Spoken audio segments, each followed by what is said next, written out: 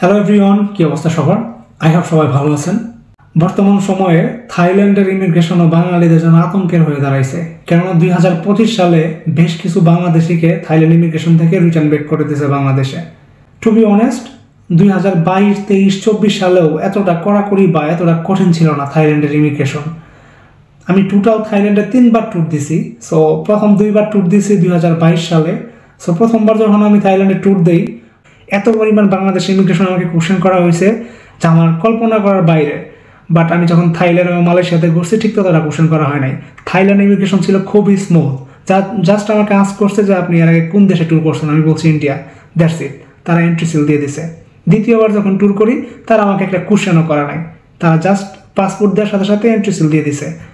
But তৃতীয়বার যখন tour করলাম 2025 সালে, আনফর্চুনেটলি মনে হয় এইবারে একটু হার্ড ছিল, কেননা 2025 সালে তারা ভিসা চালু করার পর থেকেই তাদের যে ইমিগ্রেশন সিস্টেমটা আছে জাস্ট শুধুমাত্র বাংলাদেশি, ইন্ডিয়ান অ্যান্ড পাকিস্তানি এই 3টা দেশের জন্য খুবই কড়াকড়ি করছে।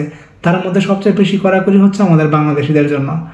সো যাই হোক, এইবার যখন ইমিগ্রেশন ফেস করলাম, আমাকে তারা প্রথমে আস্ক করলো আমি কোথায় থাকি, আমি বললাম মালয়েশিয়াতে থাকি। তারপরে বললো যে কোথায় যাচ্ছি, কয়দিন থাকবো, কি রিজন, মানে এই টাইপের কিছু কোশ্চেন আস্ক করছে।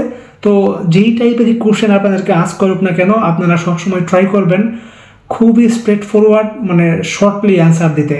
মানে এত বড় এক্সপ্লেনেশন ওদের দরকার নেই, শর্ট অ্যান্সারের ভিতরে বুঝে যায় যে আপনি কি করবেন। অ্যান্ড দেন আপনার যে রিজার্ভেশনের কপিগুলো আছে, এয়ার টিকিট বুকিং বা আইটেনারি যেখানে যাবেন বা কি করবেন, এগুলো সবগুলো হার্ড কপি নিয়ে আসবেন।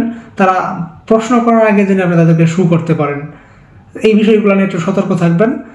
আর পর্যায়ক্রমে আমি আপনাদেরকে আরও কিছু ভিডিও দিব থাইল্যান্ড নিয়ে, যে কিভাবে আপনারা বাজেট ফ্রেন্ডলি বা কম খরচে থাইল্যান্ডের পাতায়াতে থাকতে পারেন, ঘুরতে পারেন।